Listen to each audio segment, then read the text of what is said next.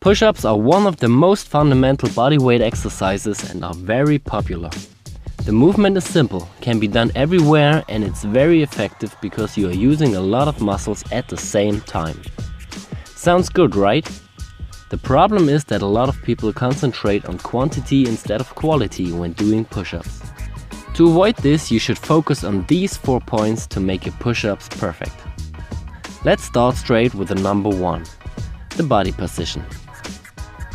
A push-up is not only a triceps, chest and shoulder movement. Most people neglect their tension in the abdominal muscles, the hips and the legs. Often they form an arched back and have a leg and body tension. To avoid this, tilt your pelvis backward and keep your butt squeezed tight. The movement gets a lot harder with this, but it's also more effective. The second point is the arm position. The arm position doesn't really matter in terms of the perfect execution. A perfect push-up can be done with a wide or a narrow grip, but it's important to place your wrists in a nearly vertical line under your shoulder when you do the standard push-up. There are still exceptions for that rule, for example when you are doing pseudo planche push-ups, which puts the focus more on your shoulder. Or when you're doing sphinx push-ups, which are a triceps dominant movement. If you are working with standard push-ups and choose a wider grip, it involves the chest more than a close grip, and a close grip sets the focus more on your triceps. The only thing you should avoid completely are out-flared elbows, because this puts a lot of stress on your shoulder, which can lead to injuries.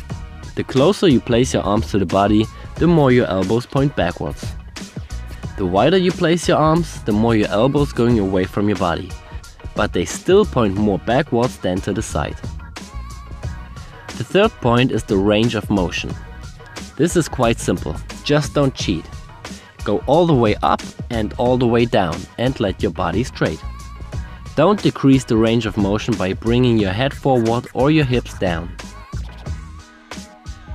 The last point is the shoulder blade movement.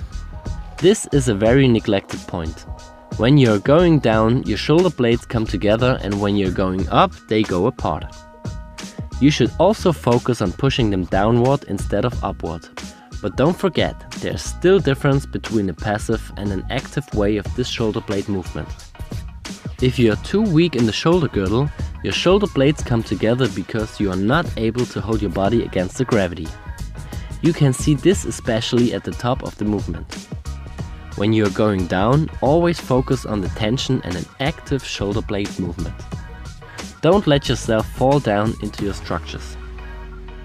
If you consider all those points and try it on your own, you will notice that it's much harder to do.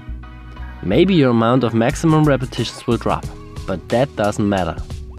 Always focus on quality over quantity, and you will be rewarded with progress and a healthy body. If you have any questions to this topic, just leave a comment. Thank you, Alex.